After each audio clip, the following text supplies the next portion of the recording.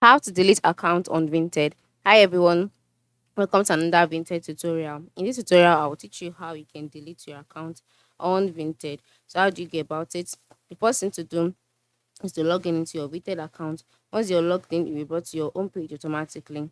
On this page, you can see your Vinted logo by the top left corner, and then you can see catalog, you can see search for items. And by the time you scroll down, you'll see other options as well. So once you can see all of this, the next step is move to the right side of the screen. By the right side of the screen, you can see some icons such as the inbox icon, you can see notification, you can see the favorite, and then your profile icon. Just go ahead and click on your profile icon. After clicking on it, in the box displayed, you can see other options. Ensure you select settings. After selecting settings, you will go to the settings page. On this page, you can see some options by the left side of the screen. These options include profile details, account settings, shipping, payments, etc. Just go ahead and click on account settings. After clicking on account settings, on the account settings page, scroll down until you can see delete my account.